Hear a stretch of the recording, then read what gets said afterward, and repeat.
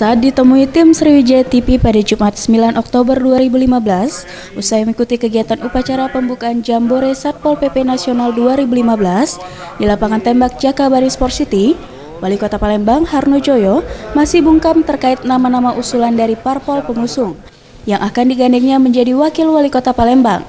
Ia menegaskan untuk Cawawako sendiri, semua parpol pengusung boleh mengajukan beberapa nama dan tidak ada batasan waktu. Namun ia meminta masyarakat untuk bersabar. Ia berjanji jika semua nama telah berada di tangannya, ia akan mengumumkan nama calon Wawako yang dipilihnya untuk diberikan kepada DPRD Palembang.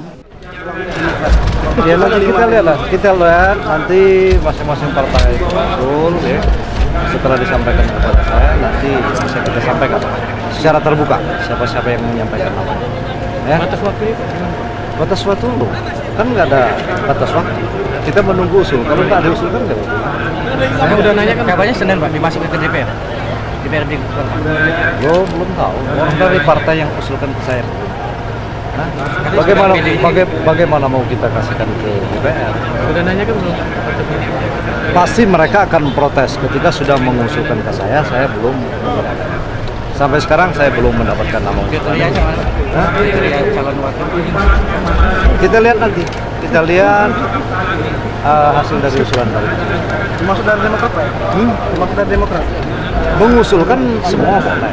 Partai pengusung itu mengusung bisa gabungan partai. Ia menambahkan siapapun yang akan terpilih menjadi Wakil Wali Kota Palembang nantinya agar dapat bersinergi dan dapat bekerja sama dengan dirinya untuk membangun Palembang sampai akhir masa jabatan. Edi Amanta, Gusti Putu Sumertayasa, Sriwijaya TV.